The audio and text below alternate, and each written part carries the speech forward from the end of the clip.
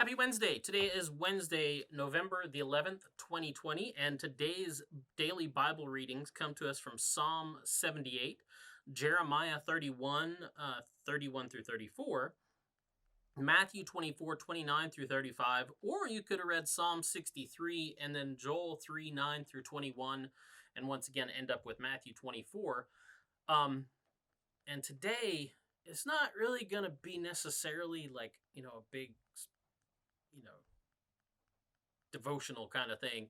More like, I'm going to share something with you. You want to play a good trick on your friends or family? Okay. If you really want to mess with them, you do this. You give them like a copy of a Bible, like translation, like the New Revised Standard Version, right? And you tell them to look up Joel chapter 4. Just do it. It's really funny.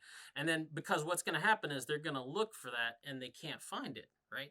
They're going to say, well, there is no Joel 4. And then you pull out your like New American Bible or your New Jerusalem translation and you show them, well, I have a chapter 4 of Joel, and they're just going to be completely flabbergasted and floored. Unless they're a pastor or somebody like studies the Bible, and then they're going to go, well, that's, yeah, okay. But generally, most people are just going to be completely confused by that. Now, what's going on? Well, by the way, this also works. You can use the King James Version or the New King James Version, NIV. They'll all only have 3 chapters. So what gives? What's up with this? Well, it's because there's 2 traditions that English translations use now to get their Old Testament from, right? So when you're looking at copies of the Old Testament, now you would assume that it's all going to be in Hebrew. And that's a good assumption because, the Jewish people spoke Hebrew. They were the Hebrew people. But the thing is, like, the oldest copies of the Old Testament that we actually have are Greek in origin. It's something that we call the Septuagint.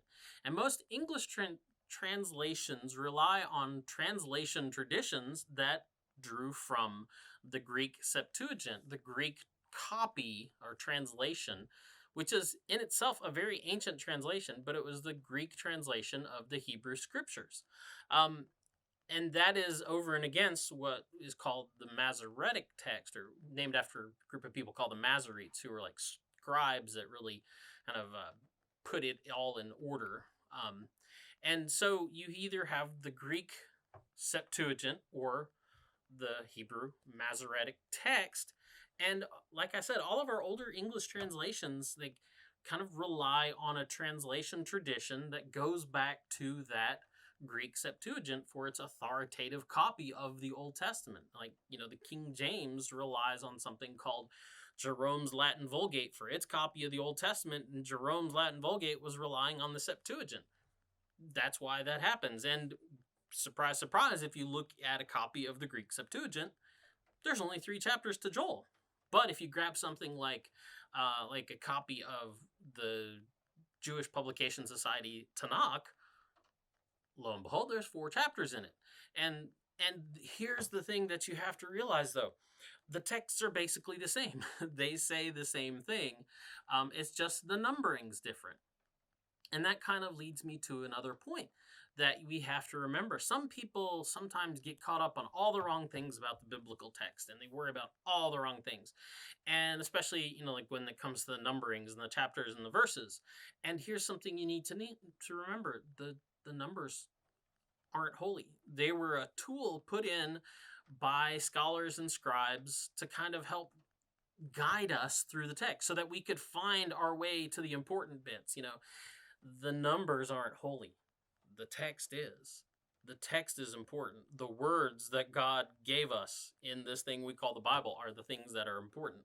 The numbers are just there to help you kind of find stuff. And sometimes there's disagreements over it. Like I said, the Greek Septuagint numbered the book of Joel one way, and the Hebrew tradition, the actual Hebrew text of it, numbered it a different way. That's just what happened. But Thanksgiving's coming up, so when you get together with your family, pull this trick on them. You'll thank me later. Anyway, that's the DBR for today. Have a good day. I would tell you to get out and enjoy the weather, but it's raining where I am. I don't know what it's doing where you are, but have a good day and a good evening, and we'll see you tomorrow.